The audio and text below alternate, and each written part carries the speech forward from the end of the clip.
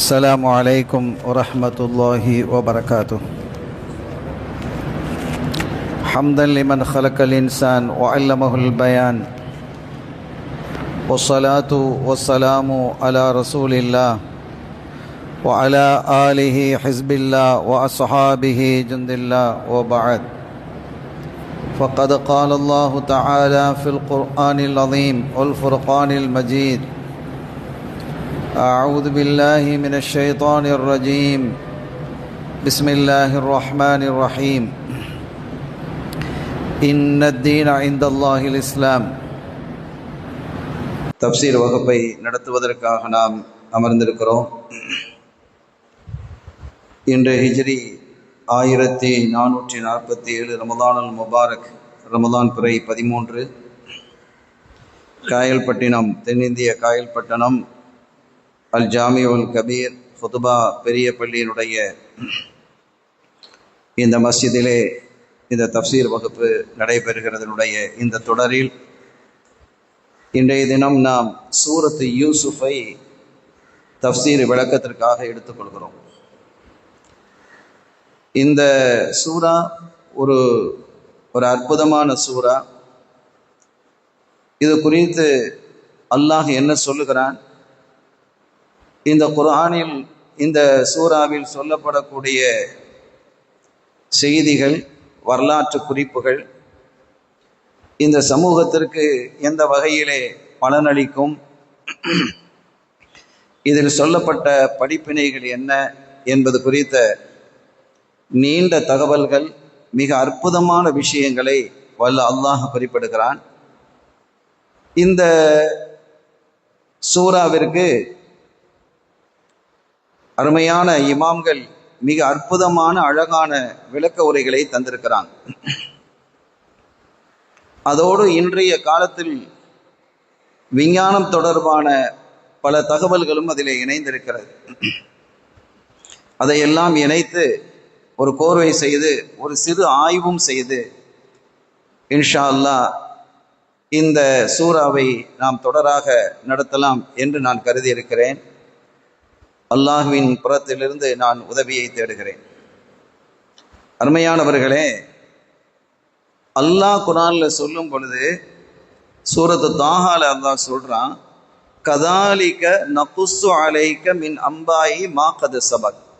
நாயகமே, உங்களுக்கு முன் சென்றவர்களுடைய வரலாறை நாம் அவ்வாறு கூறியிருக்கிறோம். முன்னால பல பேருடைய பல சமூகங்கள் வாழ்ந்தது. ஆது சமூகம்ன்ற ஒரு சமூகம் வாழ்ந்தது, சமூதுன்ற ஒரு சமூகம் வாழ்ந்தது. இப்படி பல சமூகங்கள் வாழ்ந்திருக்கிறது. அந்த சமூக வாழ்க்கை எப்படி இருந்தது என்பதை குறித்தெல்லாம் குர்ஆன் பேசுகிறது. இன்றைக்கு நமது வாழ்க்கை எப்படி இருக்கிறது என்பதை அதனோடு ஒப்பீடு செய்து பார்க்கணும். நாம் வாழக்கூடிய வாழ்வு எத்தகையது, அவர்கள் வாழ்ந்த வாழ்க்கை எத்தகையது என்பதையெல்லாம் இந்த குர்ஆன் நமக்கு தெளிவுபடுத்துகிறது.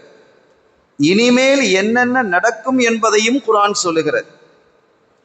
எல்லாவற்றையும் நாம் விவரிக்க முடியாது. சூரா யூசுஃபுக்குள்ளே நின்று நாம் என்ன செய்வோம்? சில விஷயங்களை பேசுவோம்.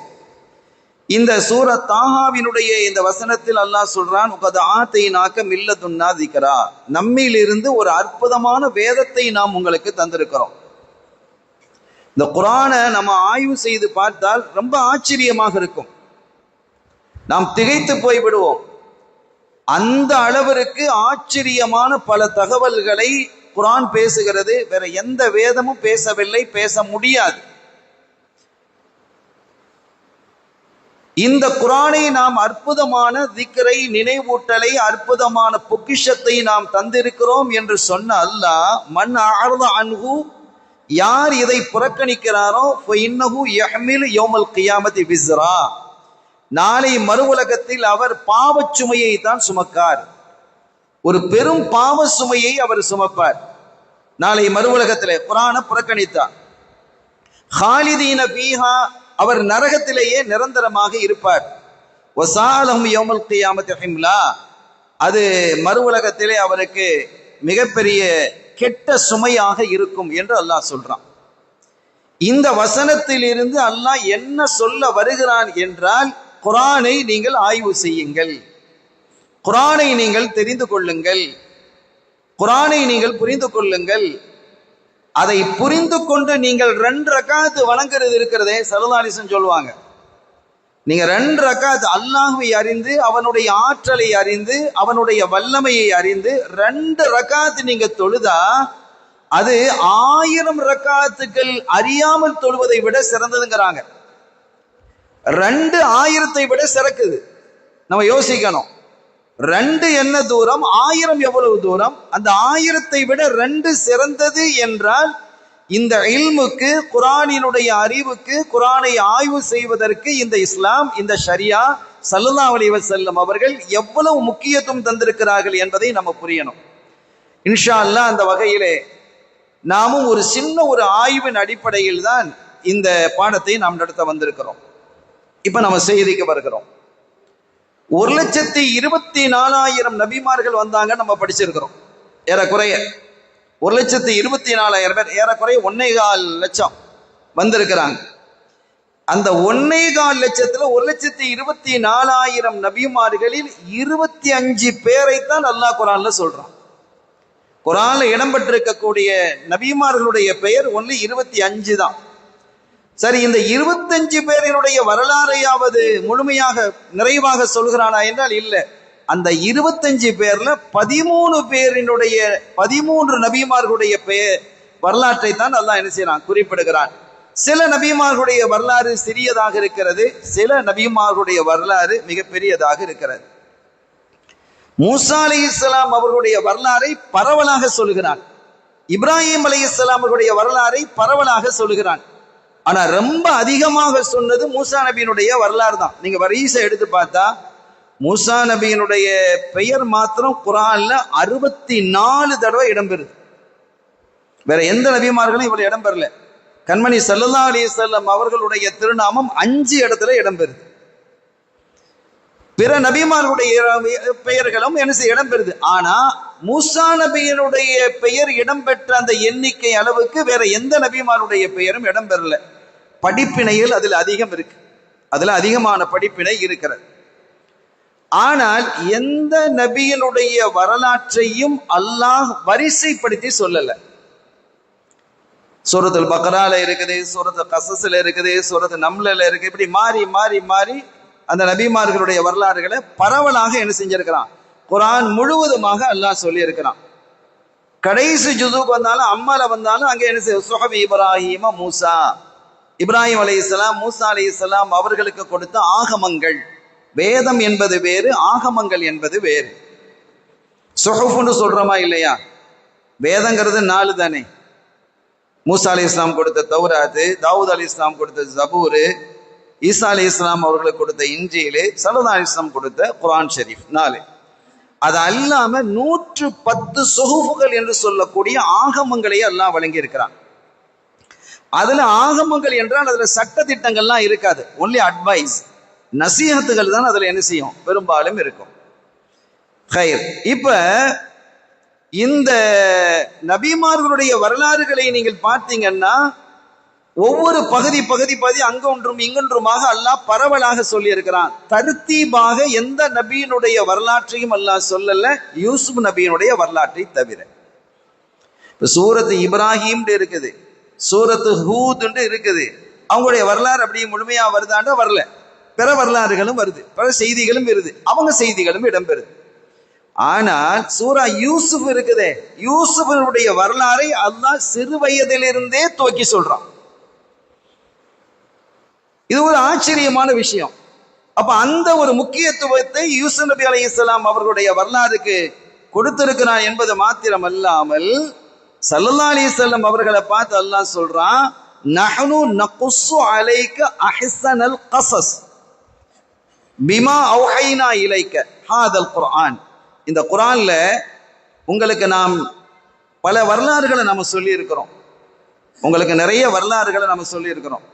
அல்லாஹ் எப்பெல்லாம் வரலாறுகளை சொல்றாங்கிறத நீங்க பாருங்க. ஸல்லல்லாஹு அலைஹி வஸல்லம் அவர்களுக்கு சங்கடங்கள் வரும் பொழுது, சஞ்சலங்கள் வரும் பொழுது, மக்கள் வேதனைகளை தரும் பொழுது அல்லாஹ் நபிமார்களுடைய வரலாறை கொண்டு வந்து சொல்லுவான். ஏன் அப்படி சொல்றோம் அப்படின்னா, உங்களுக்கு இல்லை, உங்களுக்கு முன்னால் வாழ்ந்த மக்களும் இந்த இறை தூதர்களுக்கு இப்படிதான் கஷ்டத்தை கொடுத்தாங்க, உங்களுக்கு அது மாதிரி நடக்குது என்று அவர்களுடைய மனதை நிம்மதிப்படுத்துவதற்காக. இது எல்லா நபிமார்களுக்கும் உள்ளதுதான் அப்படிங்கிறதுக்காக அல்லாஹ் கொடுத்திருக்கிறான். அந்த வகையிலே பல வரலாறுகளை எல்லாம் சொன்னாலும் வரலாறுகளிலேயே மிக்க அழகான வரலாறு இந்த வரலாறு தான் அல்லாஹ் சொல்றான். யூசுப் நபியினுடைய வரலாறை தான் அஹ்ஸனுல் கஸஸ், வரலாறுகளிலே மிக அழகிய வரலாறு. குர்ஆனிலே உங்களுக்கு நாம் வஹி அறிவித்த வரலாறுகளில் மிக்க அழகிய அற்புத வரலாறு இதுதான். வரலாறு மட்டும் அழகல்ல, ஆளும் அழகரா இல்லையா யூசுப் நபி? ஆளும் அழகர். ஒரு கட்டத்துல அந்த வரலாற்றுக்குள்ள நம்ம போகையில நம்ம சொல்லுவோம், இன்னைக்கு உள்ள இந்த டைம்ல வரலாற்றுக்குள்ள போயிட முடியாது. அடிப்படையான சில விஷயத்தை தான் நம்ம பேசுறோம். தொடர்ந்து இன்ஷா அல்லாஹ் வரலாறு பேசுவோம். வரலாறு என்பது ரொம்ப அழகானது, ஆச்சரியமானது. படிப்பினைகள், ஐபரத் என்று சொல்லக்கூடிய படிப்பினைகள் குவிந்து கிடக்கிறது. இன்ஷா அல்லாஹ் நம்முடைய வாழ்க்கையில் அந்த படிப்பினைகளில் சிலதையாவது எடுத்து நடக்கணும். அல்லாஹ் அதற்கு தௌஃபீக் செய்வானாக. அருமையானவர்களே, அப்படி இந்த அற்புதமான வரலாறு என்று அல்லாஹ் சொல்றான். இத மாதிரி ஒரு வரலாறு இல்லைங்கிறான், அழகிய வரலாறு என்கிறான். அதை நாம் உங்களுக்கு அருளி இருக்கிறோம் என்று அல்லாஹ் குறிப்பிடுகிறான். இன்னொன்னு, ஆளும் அழகுன்னு சொன்னோம் இல்லையா? இந்த பிந்திய ஒரு பிரச்சனையில இந்த மிஸ்ரு பெண்கள்லாம் இவர் மனுஷரே இல்ல, அத மலக்குன் கரீம், சங்கையான மலக்கு அப்படின்லாம் பேசுறாங்க. பார்த்துட்டு மனிதர்கள்லாம் இவ்வளவு அழகா இருக்க முடியுமா? ஏன்னா அவங்க எவ்வளவு அழகான மனிதர்களை பார்த்திருக்கிறாங்க. ரப்புல் ஆலமீன் அல்லாஹ் உலகத்துல மிக்க அழகான மனிதர்களை எல்லாம் படைத்து வைத்திருக்கிறான். ரொம்ப அழகான மனிதர்கள். வரலாற்றுல நான் ஒண்ணு சொல்றேன், நடைமுறை என்னுடைய அனுபவத்துல. ஒரு முறை நாங்க சீனாக்கு போயிருந்தோம். அங்க அந்த கல்ச்சுரல் சென்டர்னு ஒண்ணு இருக்கு. அதை பார்க்கறதுக்காக ஒரு குழுவோடு ஹாங்காங்ல இருந்து நாங்க போயிருக்கிறோம். ஹாங்காங்க பயானுக்கு போயிருக்கும் போது, அப்படி போயிருந்த சமயம் அந்த கல்ச்சுரல் சென்டர்ல என்ன வச்சிருக்கிறாங்க அப்படின்னா, சீனால இருக்கக்கூடிய ஒவ்வொரு மாநிலத்தினுடைய கலாச்சாரம் அப்படின்னு என்ன செஞ்சிருக்கிறாங்க, அந்த கலாச்சாரத்தை பிரதிபலிக்கிற மாதிரி அந்த கோயிலோ பள்ளியோ சர்ச்சோ அந்த புத்த பிச்சுகள் இருக்கக்கூடிய இடங்களோ இந்த மாதிரி வச்சிருக்கிறாங்க. அந்த ஊர்ல என்ன உணவோ ஆடையோ அதெல்லாம் அப்படி வச்சிருக்கிறாங்க. ரொம்ப அழகா வச்சிருந்தாங்க. இந்த சைனாவினுடைய பார்டர் கடைசியில் இருக்கக்கூடிய துருக்கி பகுதியில் இருக்கக்கூடிய அந்த ஏரியா முஸ்லீம்கள் இருக்கக்கூடிய ஏரியா, அதிகமாக முஸ்லீம்கள் வாழக்கூடிய பகுதி. இங்க ஹாங்காங்ல போனவங்க, ஹாங்காங்ல வசிச்சவங்க அங்க இருக்கிறீங்க. அப்ப அங்க போகும்போது ஒரு பள்ளி மாதிரி கட்டி வச்சிருந்தாங்க.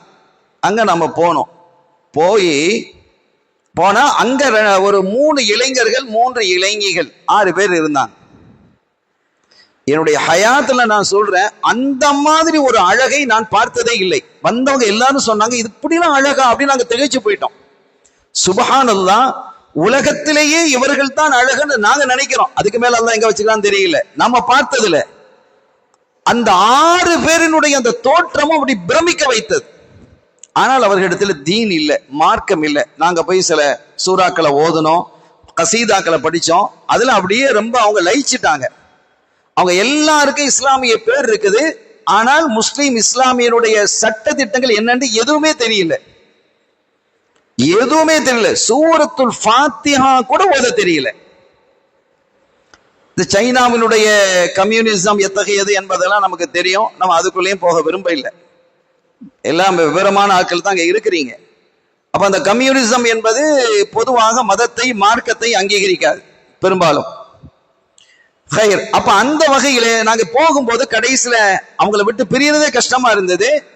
வெளியில நாங்க வரும் பொழுது, எங்களுடைய குழு வெளியில வரும் பொழுது, அதுல ஒரு பையன் எங்களுடைய வர்றார். ஒரு 19 வயசு இருக்கும், அவ்வளவுதான். என்ன கூட்டிட்டு போயிடுங்க அப்படிங்கிறான். என்ன உங்க நாட்டு கூட்டிட்டு போயிருங்க, மார்க்கத்தை எனக்கு சொல்லித்தாங்க அப்படின்னு அழுகுறான். ரொம்ப ஆச்சரியமா இருந்தது. எப்படி கூட்டிட்டு போறது? நம்ம கூட்டிட்டு போனோம்னா அவன் நம்மள அங்க உள்ள வச்சிருவான். அந்த மாதிரி நடந்துரும். அப்ப அவனை சொல்லி சமாளிச்சு, நீ எங்க இருக்கக்கூடிய ஆலிம்கள் யாரா இருந்தா அவங்களோட தொடர்பு கொள்ளு அப்படின்ட்டு நம்ம பிள்ளைகள் சைனால பேசினாங்க. பேசி அவனுக்கு விளக்கங்கள் சொன்னாங்க. அப்ப நம்ம பார்த்த அழகு நம்மை பிரமிக்க வைத்தது. ஆனால் யூசுப் அலைஹிஸ்ஸலாமுடைய அழகு இருக்கிறதே, அது அற்புதம்.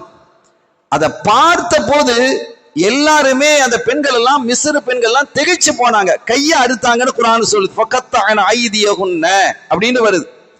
எனவே வரலாறும் அழகு, வரலாற்று நாயகரும் அழகு.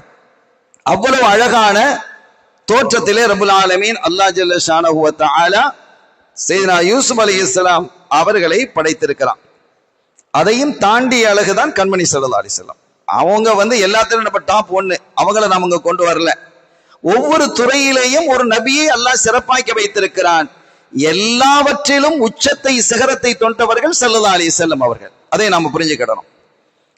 இப்ப இந்த வரலாற்றை அல்லாஹ் எங்கிருந்து ஆரம்பிக்கிறான் என்றால் கனவிலிருந்து ஆரம்பிக்கிறான்.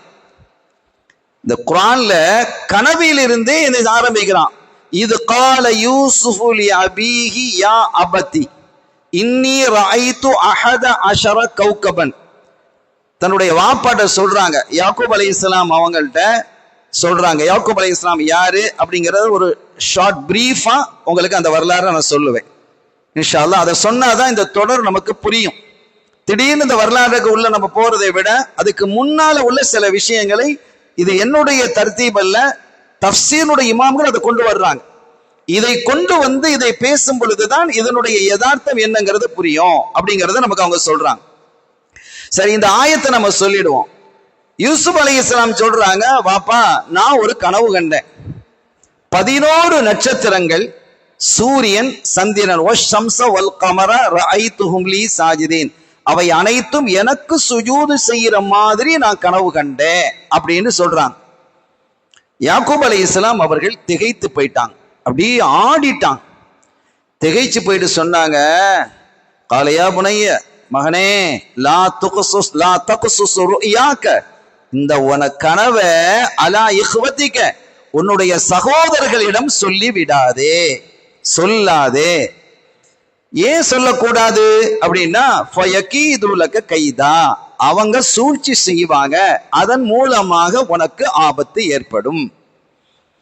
ஏன்னா இந்த கனவுல அவங்க நபி இல்லையா, யாக்கூப் அலைஹிஸ்ஸலாம் நபி, வாப்பா நபியா இருக்கிறாங்க. அவங்க புரிஞ்சுக்கிட்டாங்க, இந்த கனவுடைய தாற்பயம் என்னங்கிறத விளங்குறாங்க. விளங்கிட்டு அவங்க சொன்னாங்க, மகனே, வல்ல அல்லாஹ் இந்த கனவின் வாயிலாக ஒரு செய்தியை உனக்கு சொல்கிறான். அல்லாஹ் கனவின் மூலமாக செய்தி சொல்லுவான், மோமீன்களுக்கும் சொல்லுவான், ஷைத்தானும் சொல்லுவான். நாம் காணுற கனவு அது அல்லாவின் புறத்தில் உள்ளதா ஷைத்தானின் புறத்தில் உள்ளதான்னு பிரித்தறிய நமக்கு தெரியணும். நமக்கு தெரியாது, கஷ்டம். அதனால அதுல கவனமாக இருக்கணும். நம்ம காண்ற கனவுலாம் நல்ல கனவு நினைச்சிடக்கூடாது. காண்ற வித்தியாசமான கனவா இருக்கும், அது கெட்ட கனவாகவும் இருக்காது. ஒரு பயங்கரமான கனவு கண்டிப்பா வைங்க, அது ஹைராக கூட இருக்கும். ஒரு முஹத்திஸ், உதாரணத்துக்கு ஒன்று சொல்றேனே, ஒரு முஹத்திஸ், ஹதீதை ஆய்வு செய்யக்கூடிய ஒருத்தர், அவர் ஒரு கனவு காண்றார். கனவு கண்டுட்டு திகைச்சிட்டாங்க. அந்த கனவை பார்த்து அப்படி கைகாலாம் நடுங்குது. அன்றைய காலத்துல இப்னு சீரீன் என்று ஒரு பெரிய தாபியை இருந்தாங்க. சஹாபிகளே அடுத்த காலம் சஹாபியிட படிச்சவங்க. இப்னு சீரீன் ரஹிமஹுல்லா கனவுக்கு விளக்கம் சொல்வதில் நம்பர் 1 அவங்க தான். இந்த உம்மத்திலேயே கனவுக்கு விளக்கம் சொல்வதில் நம்பர் 1 அவங்க தான். இந்த வரலாறு சூரா யூசுஃபே கனவு சம்பந்தப்பட்டதுதான். 3 வகையான கனவுகள் இதுல இடம்பெறுது. யூசுப் நபி கண்ட கனவு, கைதிகள் கண்ட கனவு, அரசன் கண்ட கனவு என்று கனவாக இருக்குது. இது கனவின் சூரா என்று கூட சொல்லலாம். அப்ப இப்னு சீரீன் ரஹிமஹுல்லா அவங்க அவங்கள்ட்ட கனவுக்கு விளக்கம் சொல்றதுல ஆச்சரியமானவர்கள், அற்புதமானவர்கள்.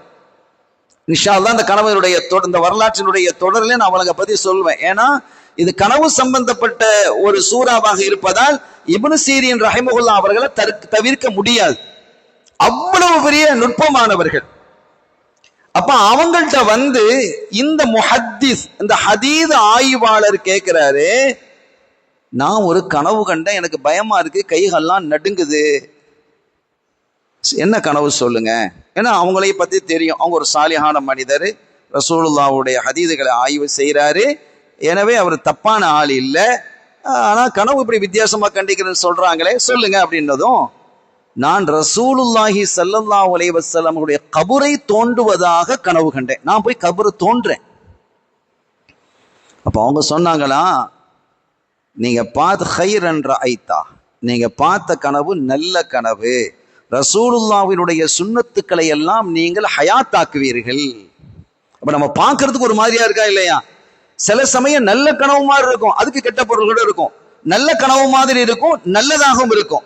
கெட்ட கனவாக இருக்கும், கெட்டதாகவும் இருக்கும். கெட்ட கனவு மாதிரி இருக்கும், நல்லதாகவும் இருக்கும். நல்ல கனவு மாதிரி இருக்கும், கெட்டதாகவும் இருக்கும். இதுக்கு விளக்கம் சொல்வதற்கென்று ஒரு தனி ஆற்றலும் இல்மும் இருக்கிறது. எல்லாரும் தன் இஷ்டத்துக்கு கனவுக்கு விளக்கம் சொல்லக்கூடாது, அது பெரிய ஆபத்து. அது ஆபத்தும் என்று சொல்றாங்க. கனவுக்கெல்லாம் வாயில வந்த மாதிரிலாம் விளக்கம் சொல்லக்கூடாது. அப்படிதான் ஒரே மௌத்தா வருது, எங்க அம்மா வந்து கூப்பிடுறோம் கனவுல, அப்படின்னா மௌத்தா போயிடுவேன் அர்த்தம்?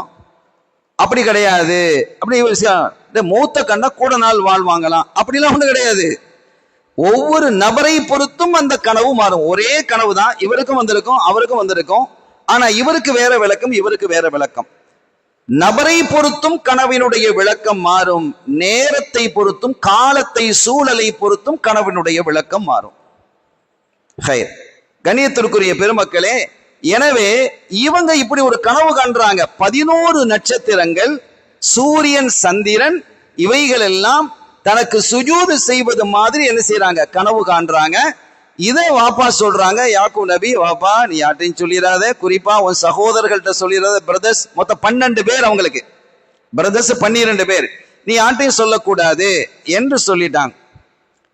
ஆனா அப்பா அந்த பிள்ளைக்கு என்ன வயசு தெரியுமா? யூசுப் அலைஹிஸ்ஸலாத்துக்கு 10 வயசு.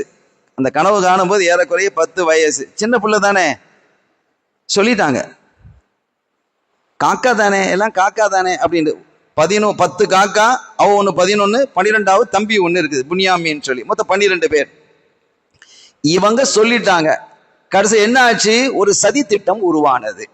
அந்த சதி திட்டத்தை பற்றி குர்ஆன் அழகாக விவரிக்கிறது. அதை நாம் அடுத்து பேசுவோம். இப்ப யூசுப் அலைஹிஸ்ஸலாம் அவர்களை குறித்து நமது கண்மணி நாயகம் ஸல்லல்லாஹு அலைஹி வஸல்லம் அவர்கள் சொல்லும் பொழுது கரீம் என்கிறார்கள். கரீம் சங்கையானவர். இப்னுல் கரீம் சங்கையானவருடைய மகன். இப்னுல் கரீம் சங்கையானவருடைய பேரன். இப்னுல் கரீம் சங்கையானவருடைய பூட்டன் அப்படிங்கிறான். இந்த சிறப்பு வேற எந்த நபிக்கும் கிடைக்கல. சங்கையான் ஒரு நபி, இவங்களும் நபி. அவங்க வாப்பா யாக்கூப் அலைஹிஸ்ஸலாம் நபி, அவங்க வாப்பா இஸ்ஹாக் அலைஹிஸ்ஸலாம் நபி, அவங்க வாப்பா இப்ராஹிம் நபி. இந்த 4 பேரும் நபியா இருக்கிறாங்க. அதனால கரீம் இப்னில் கரீம் இப்னில் கரீம் இப்னில் கரீம் அப்படின்னு ரசூல் ஸல்லல்லாஹு அலைஹி வஸல்லம் சொன்னதாக நம்ம அன்னை ஆயிஷா ரலியல்லாஹு தஆலா அன்ஹா குறிப்பிடுறாங்க. அப்போ இவ்வளவு பெரிய ஒரு சிறப்பு வேற எந்த நபிக்கும் கிடைக்கல. வாப்பா, வாப்பாட வாப்பா, அவங்க வாப்பா. அப்ப 4 தலைமுறையாக நபியாக, இறை தூதராக வந்தது என்பது இவர்களுடைய காலத்தில் மட்டும்தான். அப்ப இதுல துவக்கம் யார் இருக்கிறா? இப்ராஹிம் அலைஹிஸ்ஸலாம் இருக்கிறாங்க. இப்ராஹிம் அலைஹிஸ்ஸலாம் இருக்கிறாங்க. இப்ராஹிம் அலைஹிஸ்ஸலாமுடைய சந்ததியில தான் கண்மணி ஸல்லல்லாஹு அலைஹி வஸல்லம் வர்றாங்க. இந்த இப்ராஹிம் அலைஹிஸ்ஸலாம் அவங்க பிறந்தது ஈராக்ல. ஈராக்ல பக்தாத், ஈராக்குடைய தலைன்னு பக்தாத், ஈராக்ல தான் பிறந்தாங்க. அந்த வீட்டுக்கு நாங்க போய் பார்த்தோம். அவங்க பிறந்த வீடு ஒரு மஸ்ஜிதா வச்சிருக்கிறாங்க. அப்ப ஈராக்கில் இருந்து அவர்கள் என்ன செஞ்சாங்க? அதுக்கு பிறகு மிஸ்ருக்கு போனாங்க. அதுக்கு பிறகு கானான் தேசம் போனாங்க. கானான் தேசம்ங்கிறது இன்றைய பலஸ்தீன். அல்லாஹ் அங்க நிம்மதியை முஸ்லிம்களுக்கு தருவானாக. அந்த நீங்க பைபிள்ல பார்த்தீங்கன்னா, பைபிள்ல கானான் தேசம், கானான் தேசம்னு பைபிள்ல இடம்பெறும். சில ஆகமங்கள்ல அத்தியாயங்கள்ல நீங்க பாத்தீங்கன்னா கானான் தேசம், கானான் தேசம் என்று வந்தால் அது பலஸ்தீன் அப்படின்னு நீங்க விளக்கிக்கணும். ஹதீதுகள்ல ஈலியா என்று வரும். ஹதீதுகள்ல ஈலியான்னு வரும். ஈலியாண்டா பலஸ்தீன் என்பதை நாம் விளங்கிக்கிடணும். இப்ப இன்றைய பலஸ்தீன் தான் ஹதீதுகள்ல ஈலியா என்றும் பைபிள்ல கானான் தேசம் என்றும் என்ன செய்யறது குறிப்பிடப்பட்டிருக்கிறது. அப்போ அங்க போனாங்க இப்ராஹிம் அலைஹிஸ்ஸலாம். அங்க போன நீண்ட காலத்திற்கு பிறகு அவங்களுக்கு ஒரு புள்ள கிடைக்குது. இஸ்மாயில் அலைஹிஸ்ஸலாம் பிறக்கிறாங்க. அதற்கு பிறகு கொஞ்சம் காலம் கழித்து இஸ்ஹாக் அலைஹிஸ்ஸலாம் பிறக்கிறாங்க. இஸ்மாயில் அலைஹிஸ்ஸலாமுடைய வரலாறுக்கு நம்ம போகல, இஸ்ஹாக் அலைஹிஸ்ஸலாமுடைய வரலாறு நம்ம தொடரும். ஏன்னா யூசுப் நபியை பேசுறதுன்னா அங்கதான் போகணும்.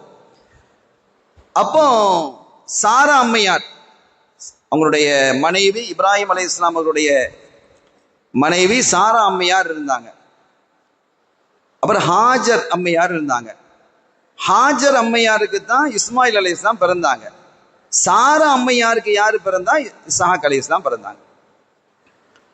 உலகத்திலேயே மிக அழகான பெண்மணி என்று முஃபஸ்ஸிரீன்கள் எழுதுவது நம்ம உம்மா ஹவ்வா அலைஹிஸ்ஸலாம் தான். அவங்கள மாதிரி யாரும் அழகு இல்லையா.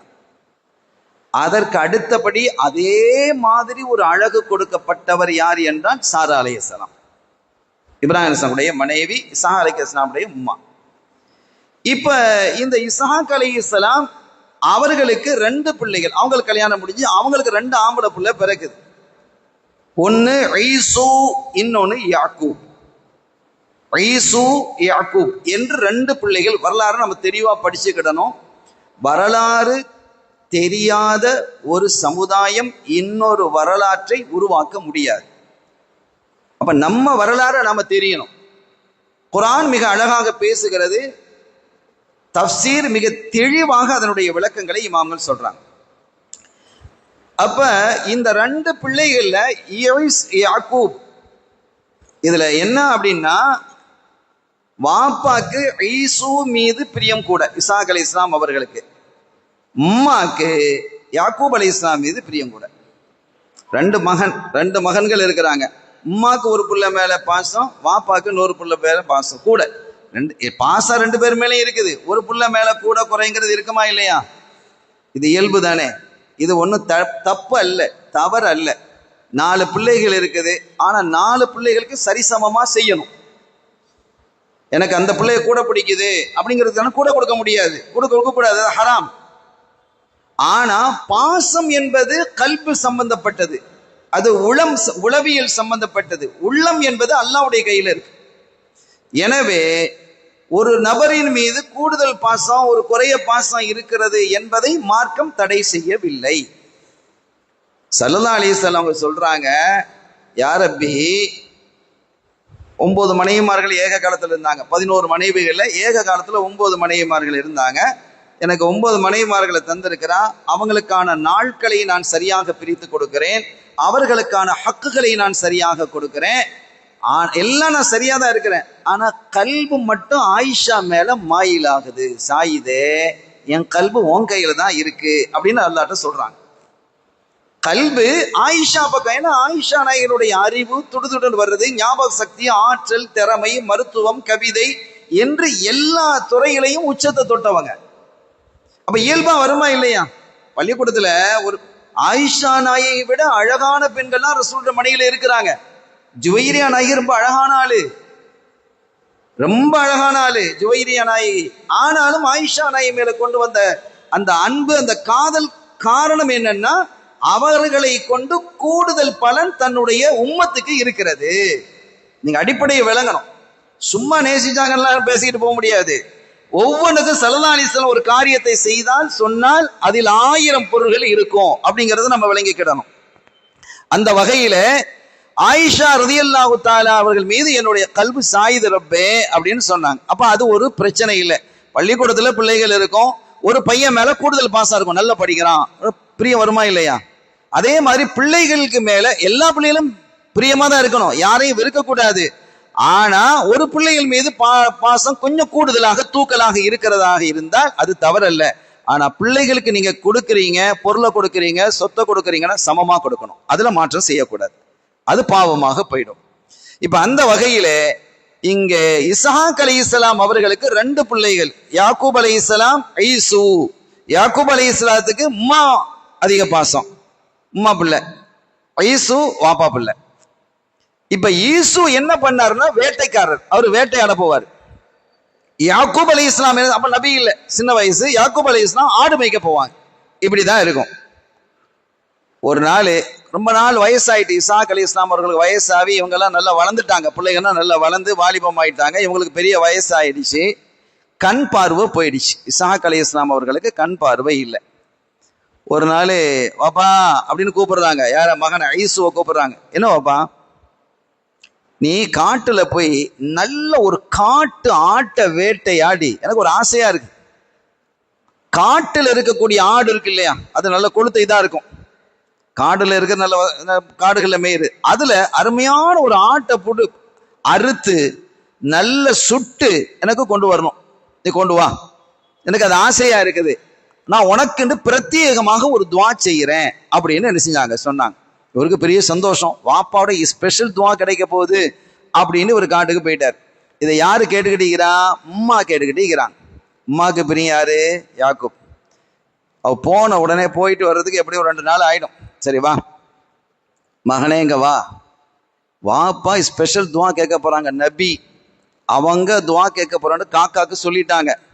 இப்ப நீ என்ன செய், நீ ஒரு ஆட்டாரு நல்ல சூப்பரா சுட்டு நல்ல எல்லாம் போட்டு தந்தூரி மாதிரி போட்டுக்கிட்டு எல்லாம் கொண்டு வந்து நீ என்ன செய்யணும்னு கேட்டா, உன் காக்காவுடைய ட்ரெஸ்ஸை நீ போட்டுக்கோ.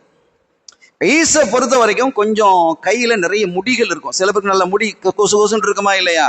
அந்த மாதிரி முடி உள்ளவர். அதுக்காகவே நினைச்சாங்க இந்த ஆட்டினுடைய தோல் இருக்கக்கூடிய முடியெல்லாம் அப்படி போத்தி லெவல் பண்ணி ஒரு மாதிரி கொண்டு போய் வச்சாச்சு. வாப்பா சாப்பாடு கேட்டீங்களே, என்ன கொண்டு வந்திருக்கிறேன் அப்படின்னு கொடுக்குறாங்க. ஒன்ற சத்தத்தை பார்த்தா யாக்கூப் மாதிரில இருக்குது அப்படிங்கிறாங்க. சத்தம் யாக்கூப் மாதிரி இருக்குது. அப்படி கிட்ட போனோடனே தடவை பார்த்தா ஐசு மாதிரி தான் இருக்குது, சத்தம் யாக்கூப் மாதிரி இருக்குது. அப்போ அவங்க அம்மா சொல்லியிருப்பாங்க, சத்தம் எப்படி இருந்தாலும் உங்களுக்கு என்ன இருக்குது, வந்திருக்கிறாருல சாப்பாடு கொண்டு வந்துட்டாரு, அவருக்கு நீங்க சாப்பிடுங்களேன், ஒரு ஆசையா புள்ள கொண்டு வந்து தந்துருக்குது, சாப்பிட்டுட்டு நீங்க துவா செய்வேன்னு சொல்லுங்க, துவா செய்யுங்களேன் அப்படின்ன உடனே அவர் சாப்பிட்டுட்டு துவாவை செஞ்சுட்டாங்க. யா அல்லாஹ் இவரை நபியாக நீ ஆக்குவாயாக. லேசா நபியை விட உயர்ந்த பட்டம் உலகத்துல இருக்கா? இல்ல, நபியை விட உயர்ந்த பட்டம் கிடையாது. அவ்வளவு பெரிய பெரிய பதவியை இவரை கொடுத்துரு அப்படின்னு கேட்டாங்க. அதுக்கு பிறகு என்ன செஞ்சாச்சு, துவா கபூல் ஆயிடும். அவங்க கேட்டாச்சு, துவா செஞ்சாச்சு. தம் புள்ள நபியாக போறான்னு உமாக்கு சந்தோஷமா தாங்க இல்லை, பெரிய மகிழ்ச்சி அளிக்கிறாங்க. இப்ப ஈசு 2 நாள் கழிச்சு வர்றாரு. இது ஒரு நாளைக்கு முன்னால் நடந்திருக்கு. அவங்க போய் 2 நாள்ல வர்றாரு. இது அடுத்த நாள் நடந்தது. அப்போ ஒரு நாள் அடுத்த நாள் வர்றாரு. வந்து ஆட்டை கொண்டு வந்து பெருசா நல்ல கம்மன்னு வைக்கப்படுது. பாப்பா இது கேட்டீங்களே, ஆடு கொண்டு வந்திருக்கிறேன், எனக்கு துவா செய்யறேன்னு சொன்னீங்களே, நேத்து கொண்டு தந்தியப்பா. இல்லையே, நான் தரலையே, நான் இப்பதானே வர்றேன். அப்ப என்ன நேத்து நடந்தது? ஐசு விரமாற ஆளு, 2வது முரட்டு ஆளும் கூட, கோவக்காரர். கொஞ்சம் யாக்கூப் அலைஹிஸ்ஸலாம் கொஞ்சம் சாஃப்ட் கேரக்டர். அது ஹாரூன் அலைஹிஸ்ஸலாம் மூசா அலைஹிஸ்ஸலாம் மாதிரி வச்சுக்கோங்களேன், அடிச்சிடுறதுதான். மூசா அலைஹிஸ்ஸலாம் கையை நீட்டிடுவாங்க, ஹாரூன் அலைஹிஸ்ஸலாம் அடியை வாங்கிக்கிடுவாங்க. அந்த கதை. இப்ப யாக்கூப் அலைஹிஸ்ஸலாம் விளங்கி போயிடுச்சு, இந்த மாதிரி தந்திரம் செஞ்சிருப்பாங்க அப்படிங்கிறத விளங்கிட்டு, அப்படியா சரி அப்போ அவங்க சொன்னாங்களா, அப்போ யாக்கூப் வந்துட்டாரு போல, யாக்கூப் அந்த துவா வாங்கிட்டு போயிட்டாரு போல, இப்போ ஒன்றும் பிரச்சனை இல்லை பாப்பா சொல்றோம். இசாக் அலைஹிஸ்ஸலாம் சொல்றாங்க, ஒன்னும் பிரச்சனை இல்லப்பா, நானும் உனக்கு இன்னொரு துவா செய்யறேன், யா அல்லாஹ் இவருடைய சந்ததிகள்ல அரசர்களை நீ உருவாக்குவாயாகன்றான். அவங்களுடைய சந்ததிகள் அரசர்கள்லாம் வந்தாங்க. ஆனாலும் நபிக்கு நிகராகுமா? அந்த பாக்கியம் அடிச்சுட்டு போயிட்டார்ல. ராத்திரி பூரா கோபம், என்ன செய்யலாம் அப்படின்ட்டு, சரி இதுக்கு மேல வழி இல்லை, நமக்கு கிடைக்க வேண்டிய நபித்துவத்தை அவர் அட்டி பறிச்சிட்டார். யாக்கூபை என்ன பறிச்சிட்டார். உண்மையிலே யார் செஞ்சது? யாக்கூபா செஞ்சாங்க, அவங்க உம்மா செஞ்சாங்க. உம்மாவை எதிர்க்க முடியுமா? எதிர்க்க முடியாது. உம்மாவை போய் சண்டை போட்டுக்கிட்டு இருக்க முடியாது. அப்போ கோபம் இயல்பா யார் மேல வரும்? புள்ள யாரின் மீது யார் அந்த பொறுப்பை அந்த பதவியை அடைகிறாரோ அவர் மேலதான் அந்த பொறாமை வரும் இயல்பா. நீங்க கொஞ்சம் பாருங்க, இது உளவியல் சைக்காலஜிக்கலாக நீங்க சிந்திச்சு பாருங்க. ஒரு வாப்பா இருக்கிறான்னு வைங்க, அவர் 2 பிள்ளைகளுக்கு, ஒருத்தருக்கு வாங்க உனக்கு எல்லாம் சாமான்கள் தரப்போறேன், பண்டம் தரப்போறேன்னு சொல்லி ஒருத்தருக்கு நல்ல பண்டத்தை கொடுத்துட்டு ஒருக்கு கொஞ்சம் டப்பா பண்டத்தை கொடுத்தான்னு வைங்க, லோக்கா பக்காவை கொடுத்தா என்ன ஆகும்? இவருக்கு யார் மேல கோவம் வரும்? வாப்பா மேல கோவம் வரணும், அவர் மேல கோவம் வரும். நீங்க பாருங்க, அந்த மனித மனம் அப்படித்தான். இப்ப ஒரு மனிதன் இன்னொரு மனிதன் மீது பொறாமை கொள்றான்னு வைங்க, இப்படி இருந்தான், இன்னைக்கு இவ்வளவு உச்சத்துல போயிட்டானே, நம்மகிட்ட வேலைக்கு செஞ்சவன் இன்னைக்கு பெரிய கோடீஸ்வரன், இவ்வளவு பெரிய பங்களா கட்டிருக்கான், இத்தனை கார் வச்சிருக்கிறான், பொறாம வருதா இல்லையா? யார் மேல பொறாமப்படணும்? பொறாமப்படுறதா இருந்தா கொடுத்தது அல்லாலோ, நீ கொடுத்தது அல்லா அல்லவா? இமாம் ஹஸ்ஸாலி போனவங்களாம் சொல்லுவாங்க, நீ பொறாமை கொள்வதாக இருந்தா அல்லா மேல கொள்ளணும். நீ உண்மையிலேயே உன்னை அறியாமல் அல்லா மேலதான், அல்லாவுடைய நியமத்தின் மீது நீ பொறாமை கொள்கிறாய்பாங்க. இப்ப ஈசுக்கு என்ன பிரச்சனை அப்படின்னா, தனக்கு கிடைக்க வேண்டிய இந்த நுபுவத்தை அவர் பறிச்சுட்டாரு, நபித்துவத்தை நபிப்பட்டதை பறிச்சுட்டாரு அப்படின்னு இனி கத்தில் பண்ணிட வேண்டியதுதான். தம்பி எல்லாம் பார்க்க கூடாது, வேலையை முடிச்சிடணுங்கிற முடிவுக்கு வந்துட்டாரு. அவருடைய செயல்பாடுகள்லாம் அம்மாவுக்கு விளங்கிடுச்சு. மகனை கூப்பிட்டாங்க, பாப்பாங்கவா, இதுக்கு மேல நீ இருந்தா உனக்கு ஆபத்து, நீ என்ன செஞ்சிரு, இங்கிருந்து வேற ஊருக்கு போயிரு, ஒரு ஊரை சொல்லி அந்த ஊர்ல என் சகோதரர் இருக்கிறார், உன் மாமா, என்னுடைய சகோதரர் உன்னுடைய மாமா இருக்கிறாரு, நீ அங்க போ, அங்க போய்கிரு அப்படின்னு சொல்லி ராத்திரியோட ராத்திரி அனுப்பி விட்டுட்டாங்க. யாக்கூப் அலைஹிஸ்ஸலாம் விட்டா போதுன்னு ஒரே ஓட்டமா ஓடிட்டாங்க. காக்காவை கண்டா பயம். சும்மாவே யாக்கூப் அலைஹிஸ்ஸலாம் காக்காக்கு பயப்படுவாங்க. ஏன்னா அவ்வளவு கொஞ்சம் முரட்டு ஆசாமி. அப்ப அதோட அவங்க என்ன செஞ்சிட்டாங்க, அவங்க புறப்பட்டு நேரா அவங்களுடைய மாமாவினுடைய ஊருக்கு என்ன செஞ்சிட்டாங்க, போய் சேர்ந்துட்டாங்க. அருமையான பெருமக்களே, அங்கே மாமாக்கு ரொம்ப பிரியம். அது நம்ம பிள்ளை வந்திருக்கிறாரு, சகோதரருடைய மருமகன் வந்திருக்கிறாருன்னு சொல்லி ரொம்ப சங்கைப்படுத்தி கொண்டு அவங்களுக்கு உண்டான வேலைகள் கொடுத்து அவங்களுக்கு உண்டான பொறுப்புகள். அவர் பெரிய வசதியோடு இருக்கிறார். மாமா பெரிய வசதி, மல்டி மில்லியனா இருக்கிறார். அப்ப அதற்கு பிறகு என்ன செஞ்சாருன்னு கேட்டா, அந்த மாமா தன்னுடைய மகளை கல்யாணம் முடிச்சு வைக்கிறார். மூத்த மகளை கல்யாணம் முடிச்சு வைக்கிறார். மூத்த மகளை தன்னுடைய மருமகன் தானே, மருமகனாவும் ஒன்னா இருக்கிறாரு, மருமகனாராவும் ஆக்கிட்டாங்க. மருமகனார். அப்ப ரெண்டாவும் என்ன செய்ய, தன்னுடைய மூத்த மகளுக்கு கல்யாணம் முடிச்சு வச்சு, அதுல லியா, அந்த பெண்ணின் பேரு லியா என்பது அந்த பெண்ணினுடைய பெயர். இப்ப கல்யாணம் முடிச்சு நிறைய பரக்கத்தா குழந்தைகளை பெற்றுக்கிட்டே இருக்கிறாங்க. அதற்கு பிறகு என்னன்னா, இவங்களுக்கு யாக்கூபு நல்ல பிள்ளையா இருக்கிறாரு, இன்னொரு பிள்ளை இருக்கிற மகள் இருக்கிறாவே, அவளையும் கல்யாணம் முடிச்சு வச்சிருவோம். ராஹில் என்று சொல்லக்கூடிய இரண்டாவது ஒரு பெண். ரெண்டு மகளையுமே யாருக்கு கல்யாணம் முடிச்சு வைக்கிறாங்க, யாக்கூப் அலைஹிஸ்ஸலாம் அவர்கள் கல்யாணம் முடிச்சு வைக்கிறாங்க. அந்த ஷரியத்துல ரெண்டு சகோதரிகளை ஒன்னா கல்யாணம் முடிக்கிறது ஜாயிஸ், அந்த ஷரியத்துல ஆகும். இப்போ லாத்தாவும் தங்கச்சி இப்போ நம்ம கல்யாணம் முடிக்க முடியுமா? ஒரே சமயத்தில் லாத்தா ஹயாத்தா இருக்கும்போது தங்கச்சியை கல்யாணம் முடிக்க முடியாது. ரெண்டு கல்யாணம் முடிக்கலாம், 3 கல்யாணம் முடிக்கலாம், 4 கல்யாணம் முடிக்கலாம். யார் முடிக்கிறா?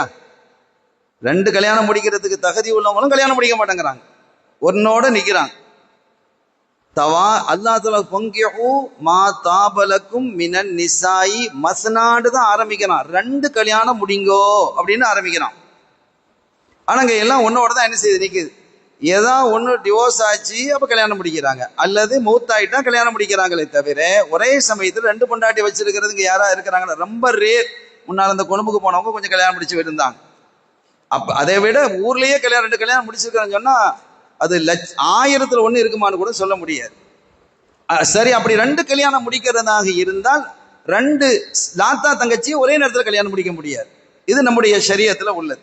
ஒரு ஆளை கல்யாணம் முடிச்சிருக்கிறோம், லாத்தாவையோ தங்கச்சியோ, அவங்க மூத்தாயிட்டாங்க, அப்ப அடுத்தவங்க சகோதரியை முடிக்கலாம். ஏக காலத்துல சகோதரிகளை கல்யாணம் முடிக்க முடியாது. அது மட்டுமல்ல, அது தொடர் தனியாக, அது ஃபிக்ஹுடைய விஷயம். ஆனா அந்த ஷரியத்துல என்னன்னு கேட்டா ஆகுமானதாக இருந்தது. 2 சகோதரி கல்யாணம் முடிக்கலாம். 2 சகோதரர் கல்யாணம் முடிச்சாங்க.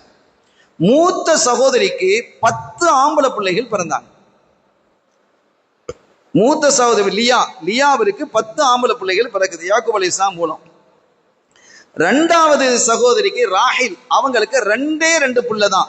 யூசுப் அலைஹிஸ்ஸலாம், புன்யாமீன் அல்லது பின்யாமீன், பி எப்படின்னு சொல்லிக்கலாம். புன்யாமீன் என்ன செய்யறாங்க, பிறக்கிறாங்க. பிறந்து அந்த நிஃபாஸுடைய காலத்தில் அவங்க இரத்த போக்கு அதிகமாகி அந்த ராஹில் மௌத்தாயிட்டாங்க. ராஹில் ரொம்ப அழகா இருப்பாங்க. சாரா அலைஹிஸ்ஸலாத்துடைய அந்த வாரிசு அது வருது, அந்த ரொம்ப அழகா இருப்பாங்க. லியாவை விட தங்கச்சி ரொம்ப அழகு, ரொம்ப கூடுதல் அழகு. அந்த அழகு தான் யாருக்கு வந்தது, யூசுப் அலைஹிஸ்ஸலாத்துக்கு வந்துருச்சு. அந்த வாரிசு வருது பாருங்க, இந்த சாடை வருமா இல்லையா, அது மாதிரி. இப்ப இவர்கள் இந்த ராஹிலுக்கு 2 குழந்தை. யூசுப் அலைஹிஸ்ஸலாம் மூத்தவங்க, இளையவர் புன்யாமீன். மூத்த மனைவிக்கு 10 பிள்ளைகள், ஆக 12 பிள்ளைகள். இப்ப இந்த 12 பிள்ளைகள்லாம் பிறந்து கொண்டு அதுக்கு பிறகு என்ன செய்யறாங்க, தன்னுடைய சொந்த ஊருக்கு திருப்பி வாராங்க. யாரு, இஸ்ஹாக் அலைஹிஸ்ஸலாம் தன்னுடைய சொந்த ஊருக்கு திரும்பி போவோம் அப்படின்ட்டு வர்றாங்க. எங்க, கானான் தேசம். கானான் தேசங்கிறது பலஸ்தீன், அந்த பகுதிக்கு என்ன செய்யறாங்க, சொந்த ஊருக்கு வர்றாங்க. அப்படி வந்து இருக்கக்கூடிய காலகட்டத்தில் இப்ப உம்மா இல்லாத பிள்ளைகள், இந்த 2 பேரும் உம்மா இல்லாத பிள்ளை அவங்க இருக்கிறாங்க, லியா இருக்கிறாங்க. அந்த 10 பேருடைய உம்மா இருக்கிறாங்க, இந்த 2 பேரோட உம்மா இல்லை, வந்துட்டாங்க. 2 பேருக்கு உம்மா இல்லைன்னா பாசம் கூட வருமா இல்லையா, தாய் இல்லாத பிள்ளை அப்படின்னு வாப்பாக்கு இயல்பாகவே கூட அந்த 2 பேர்லையும் யூசுப் அலைஹிஸ்ஸலாம் அவர்கள் மீது பிரியம் அதிகம், ரொம்ப பிரியம். ஏன்னா அழகுன்னு அப்படி கொட்டி கிடக்குது அந்த அழகு. இந்த நிலையில தான் இப்போ என்ன செய்யலாம், வந்தாச்சு, திரும்பி ஊருக்கு வந்தாச்சு. ஊருக்கு வந்த கதையை பேசணும்டா, அப்போ ஈசு இருக்கிறாரு, பெரிய பிரச்சனைகள்லாம் நடந்தது. இப்ப நான் அதுக்குள்ள போகையில, அதுக்குள்ள போனா இந்த வரலாறுகளை நம்ம என்ன செய்ய முடியாது, பேச முடியாது. குர்ஆனினுடைய செய்திகளுக்குள்ள நம்ம விரிவாக போக முடியாது. அருமையான பெருமக்களே, இப்ப இந்த இந்த சமயத்துல தான் யூசுப் அலைஹிஸ்ஸலாம் இந்த கனவை காண்றாங்க. கண்ட போது அவங்க சொன்னாங்க, வாப்பா சொல்றாங்க, இந்தப்பா கனவை உன் சகோதரர்கள்ட்ட சொல்லிடாத, லா தக்சுசு ருய்யாக அலா இஹ்வத்திக ஃபயகீது லக கைதா. அவங்க ரொம்ப ஏதாவது சதி திட்டங்கள் தீட்டிடுவாங்க, நீ சொல்லிடாதமா. ஏன்னா வாப்பா விளங்கிட்டாங்க, டாப் லெவல்ல இவர் போக போறாரு, நம்மை விடவும் தாண்டி போக போகிறார் என்பதை யார் விளங்கிக்கிட்டா? வாப்பா யாக்கூப் அலைஹிஸ்ஸலாம் விளங்கிக்கிட்டாங்க யூசுப் அலைஹிஸ்ஸலாம் அவர்களை பார்த்து. அப்ப இந்த நிலையில தான் இவங்க என்ன, சின்ன பிள்ளை தானே, சொல்லாத அப்படிங்கும்போது வாப்பாட்ட ஏதோ குசு குசுன்னு பேசுறத பார்த்துருக்கலாம். தம்பி நீ என்ன பேசுனா வாப்பாட்ட அப்படின்னு கேட்டிருக்கலாம். ஏதோ நடந்திருக்குது, பிள்ளை சொல்லிடுச்சு. அப்ப இதுக்கு மேல ஆளை வைக்கிறது சரியில்லை. அந்த 10 பேரும் ஒன்னா கூடுனாங்க. இந்த 2 பேரும் கூப்பிட மாட்டாங்க, அந்த 10 பேரும் ஒரு குழுவா இருப்பாங்க, ஒரு தாயினுடைய பிள்ளை. அவங்க சொன்னாங்க, அதுல சொல்லிட்டாங்க, இதுக்கு மேல் இவரை வைத்திருந்தால் நமக்கு ஆபத்து. வாப்பா அவர் மேலதான் கூடுதல் பிரியம் காட்டுறாங்க. அட வாப்பா அவர் மேல கூட காட்டணும், நீ வாப்பாவோட சண்டை போடணும். இந்த பிள்ளை என்ன செய்யும், அது இயல்பு அப்படித்தான் வரும், அதுதான் நடைமுறை. இதுக்கு மேல இவரை கொலை செய்வதை தவிர வேற வழி இல்லை, நம்ம திட்டம் தீட்டி கொன்னுற வேண்டியதுதான் அப்படின்னு ஒரு முடிவுக்கு வர்றாங்க. இப்ப அந்த 10 பேர்ல ஒருத்தர் சொன்னாரு, என்ன இருந்தாலும் நம்ம தம்பி இல்லையாப்பா, நம்முடைய சகோதரர் இல்லையா, அதனால கொல்ல வேணாம், ஒரு கிணத்துல நம்ம என்ன செஞ்சிருவோம், தள்ளி விட்டுருவோம். தண்ணி குறைவாக இருக்கக்கூடிய கிணத்துல தள்ளி விட்டுருவோம். அப்படி தள்ளி விட்டுட்டா அந்த ஏதோ ஒரு போகக்கூடிய பாதையில யாராவது தண்ணி எடுக்க வர்றவங்க அந்த பிள்ளையை பார்த்து தூக்கிட்டு போயிட்டு போகட்டும், வேற எங்கேயாவது ஹயாத்தா இருக்கட்டும், கொலை செய்ய வேணாம் அப்படின்னு. அப்ப அந்த ஈரம் உள்ளவங்க யாராவது ஒருத்தர் இருப்பானா இல்லையா, அந்த 10 பேர்ல ஒரு ஆளு அது கொஞ்சம் அழுத்தி சொன்னதும் சரி பரவாயில்ல, மொத்தத்தில் நம்ம விட்டு போனா போதும் அப்படின்னு ஒரு முடிவுக்கு வந்தாங்க. இப்ப இந்த செய்தி இப்படி இருக்குது. இதுக்கு மேலதான் இந்த தகவல்கள்லாம் விரிவாக வர இருக்கு. ஒரு தகவலோட நான் இன்ஷா அல்லாஹ் இன்னைக்கு நான் நிறைவுபடுத்திடுவேன், என்ற நேரமும் கடந்துருச்சு.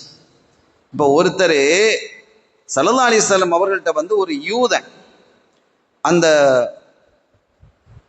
புசானா என்று சொல்லக்கூடிய ஒரு யூதன், அவன் வந்து கேட்கிறான் ஸல்லல்லாஹு அலைஹி வஸல்லம் அவர்கள்ட்ட, யூசுப் அலைஹிஸ்ஸலாம் அவர்கள் 11 நட்சத்திரங்களை பார்த்ததாக உங்க குர்ஆன் சொல்லுதே, அந்த 11 நட்சத்திரங்களுடைய பெயர்களையும் உங்களால சொல்ல முடியுமா அப்படின்னு கேட்கிறான்.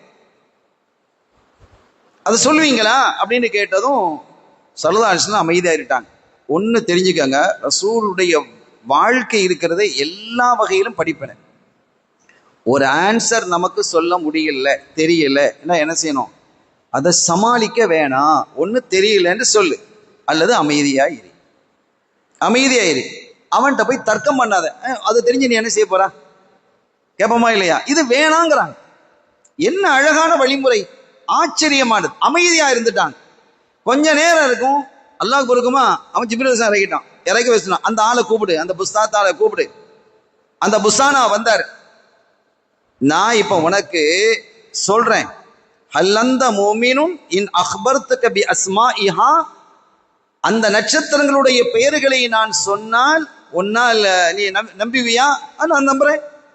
சரதாசம் மரம் சொன்னாங்க, ஜிரியான் ஒ தாரிக் ஒ தயால் ஒதுல் கஃப்தான் ஒதுல் கத்துஃபான் ஒ காபிஸ் ஒ சாப் அமர்தான் ஒல் ஃபலீக் அல் மிஸ்பஹ் அஸ் சரூஹ் அல் தியா அன் நூர் என்று 11 நட்சத்திரங்களுடைய பெயர்களையும் சொன்னதும் அவன் சொன்னான், ஃபகால் அல் யஹூதி ஐ வல்லாஹி இன்னஹா லஸ்மாஹா, அல்லாஹ் மீது ஆணையாக அதுதான் அவைகளுடைய பெயர்கள், நான் நம்புறேன், நான் ஏற்றுக்கொள்றேன் என்று அவன் சொன்னான். இப்ப இந்த 11 நட்சத்திரங்கள் குர்ஆன் சொல்லுதே, இது இன்னைக்கு என்ன அப்படின்னு கேட்டா பிளானட்ஸ், 11 கோள்கள், வானத்துல 11 கோள்கள் இருக்கிறது என்பதை இப்ப இது விஞ்ஞான சம்பந்தமா உள்ள போகுது. ஒண்ணு மெர்க்குரி, புதன். இந்த பாருங்க, அந்த 11 கோள்கள். ஆனால் 11 கோள்கள்ல வானத்தில் இருக்கக்கூடிய இந்த பிளானட்ல 8 கோள்கள் மாத்திரம் தான் இது வரைக்கும் கண்டுபிடிக்கப்பட்டிருக்குது. இன்னும் 3 கோள்கள் கண்டுபிடிக்க வேண்டியது இருக்கிறது. ஆனா 9வது கோளாக ஒண்ணு கண்டுபிடித்தேன்னு புளூட்டோவை அறிவித்தான். அப்படி அறிவித்துட்டு 2006 அது வாபஸ் வாங்கினா, அது கோள்களுக்கு உண்டான தன்மைகள் அதுல குறைவாக இருக்கிறது, அது வந்து குள்ள கிரகம் அப்படின்ட்டான். ட்ராஃப் பிளான்ட், அது வந்து குள்ள கிரகம் அப்படின்ட்டு அது முடிவு செஞ்சு அது ஒரு கிரகமாக ஏற்றுக்கொள்ள முடியாது. அப்படி பார்த்தா 9 இல்லை, இப்ப 8 கிரகம் தான் இருக்குது. இன்னும் 3 கிரகங்கள் கண்டுபிடிக்க வேண்டியது இருக்கிறது. அப்ப குர்ஆன் எவ்வளவு விஷயங்களை சொல்லுதுங்கிறத நீங்க பாருங்க. ஒன்னு மெர்க்குரி, புதன், இது பூமியிலிருந்து 77 மில்லியன் கிலோமீட்டர் தூரத்தில் இருக்கு. வீனஸ், வெள்ளி, 38 மில்லியன் கிலோமீட்டர் தூரத்தில் இருக்குது. மூன்றாவது எர்த், இந்த பூமி, இதுவும் பிளான்ட் தான். நாலாவதாக மார்ஸ், செவ்வாய், 225 மில்லியன் கிலோமீட்டர் தூரத்தில் இருக்கு. ஐந்தாவது ஜூபிட்டர், வியாழன், 628 மில்லியன் கிலோமீட்டர் தூரத்தில் இருக்கு. ஆறாவது சர்டன், சனி, இது 1.2 பில்லியன் கிலோமீட்டர். எங்கேயோ போகுது, எவ்வளவு தூரத்துக்கு எங்கெல்லாம் வளர்ந்து இருக்குது, எவ்வளவு விரித்து வைத்திருக்கிறான் அல்லாஹ். இதை நீங்க சிந்திங்கிறான் அல்லாஹ். எங்க போய் பார்க்கறது? இதை நீங்க பார்த்தீங்க, இதை சிந்திச்சீங்கன்னா எனக்கு நீங்க ரொம்ப பிரியமா ஆகிடுவீங்க என்பது மாதிரி குர்ஆன் பேசுகிறது. என்னுடைய ஆற்றலை நீங்க என்ன செய்யணும்? படிக்கணுங்கிறான். ஏழாவது யுரேனஸ், 2.6 பில்லியன் கிலோமீட்டர், மில்லியன் இல்ல பில்லியன் கிலோமீட்டர். நெப்டியூன், இது 4.3 பில்லியன் கிலோமீட்டர். பூமியிலிருந்து இதெல்லாம் இவ்வளவு தூரத்தில் இருக்கு. இப்ப 8 பிளான்ட் பத்தி நம்ம சொல்லி இருக்கிறோம். ஆனால் இந்த புளூட்டோ என்று சொல்லக்கூடிய இந்த கிரகத்தை 2006 அது கேன்சல் பண்ணிட்டாங்க, அது கிடையாது அப்படின்ட்டு. இந்த கிரகம் என்றால் என்னன்னா எல்லாமே சூரியனை சுத்தி தான் வரும், அது வட்ட வடிவமாகத்தான் இருக்கும். அதுக்கு என்று ஒரு ஒளி வெள்ளம் இல்லை, அது ஒளியை உருவாக்காது. நட்சத்திரங்கள், சூரியன், சந்திரன், இதெல்லாம் ஒளி இருக்குல்ல, அதே மாதிரி இது ஒளியை உருவாக்காது, இது ஒளி இருக்காது. சந்திரனுக்கு இயல்பா, அப்ப சூரியன் சந்திரன் வந்து ஒரு பிளான்ட்டா, அது கோலா கிரகமா இல்ல, அது வானிலை பவனி வரக்கூடிய, வானிலை இருக்கக்கூடிய, விண்வெளியில் இருக்கக்கூடிய இன்னொரு பொருள் அது. எனவே அதை என்ன செய்ய முடியாது, அதை அது தனியா தான் அல்லாஹ் சொல்றான். 11 நட்சத்திரங்களும் சூரியனும் சந்திரனும் தனியா தான் அல்லாஹ் சொல்றான். அவங்க கனவு கண்டதுல யூசுப் அலைஹிஸ்ஸலாம் சொல்றாங்க. அதனால இதுல பிளான்ட் என்று சொல்லக்கூடிய கிரகங்களில் அது வராது என்பதை இன்றைய ஆய்வாளர்களும் அதை என்ன செய்யறாங்க, ஒத்துக்கொள்றாங்க. அப்ப அருமையான பெருமக்களே, இந்த சயின்ஸும் இந்த சூறாவில என்ன செய்யுது, ஸ்டார்ட் ஆகுது. நீங்க உள்ள போய் பார்த்தா அது நிறைய விஷயங்கள் பேசுது. இமாம் தந்தாவி ரஹ்மகுல்லா அவங்களை நீங்க போய் பார்த்தீங்கன்னா இந்த ஆயத்துக்கெல்லாம் சுபஹானல்லாஹ், நமக்கு அது வந்து ஒரு சயின்டிஸ்ட் தான் அதை படிக்கணும். நம்மளால படிச்சு செய்த புரிய முடியல. விண்வெளியில் இருக்கக்கூடிய விஷயங்கள் எல்லாம் பத்தி நிறைய பேசுறாங்க. இமாம் தந்தாவி நிறைய பேசுறாங்க. நமக்கு மண்டையில படணுமே, நமக்கு அதை பத்தி தெரியல, விளங்க இல்லை. முதல்ல இன்ட்ரெஸ்ட் வரணும், முதல்ல ஆசை வரணும். ஆனா அதை படிப்பது என்பது இறைவனுக்கு மிக பிரியமானது என்கிறார்கள் முஹம்மது ரசூலுல்லாஹி ஸல்லல்லாஹு அலைஹி வஸல்லம். அஃபலா யததப்பரூனல் குர்ஆன், குர்ஆனை நீங்கள் ஆய்வு பண்ண வேண்டாமா? நீங்க ஆய்வு பண்ணுங்கன்னு அல்லாஹ் சொல்றான். ஆனா ஆய்வு நம்ம என்ன செய்யல, பண்ணல. ஆய்வு நம்ம பண்ண முடியுதோ இல்லையோ, ஆய்வு பண்ணியதை கேட்கணும் அல்லது படிக்கணும். அதுதான் அந்த வகையிலே இது வந்து இப்ப நாம உட்கார்ந்து இந்த விஷயத்தை நம்ம பேசுறோம்னு சொன்னா இது ஒரு மிகப்பெரிய இபாதத் என்பதையும் நாம் கவனத்திலே கொண்டு இன்ஷா அல்லாஹ் இதனுடைய அற்புதமான இந்த வரலாற்றுக்குள்ள நம்ம இன்னும் போகல, யூசுப் தான் வரலாறு போகல, இந்த கனவோட ஸ்டார்ட் பண்ணியிருக்கிறோம். இன்ஷா அல்லாஹ் நாளை மீண்டும் இந்த செய்திகளை நாம் தொடருவோம். அல்லாஹ் குர்ஆனை விளங்கி, அல்லாஹுவை விளங்கி, அவனுடைய ஹபீபை விளங்கி வணங்கக்கூடிய பாக்கியத்தை அல்லாஹ் நமக்கு தந்தருள் வாலிப்பானாக. பிஹக்கி ஹபீபிஹி ஸல்லல்லாஹு அலைஹி வஸல்லம். அஸ்ஸலாமு அலைக்கும் வரஹ்மத்துல்லாஹி வபரகாத்துஹு.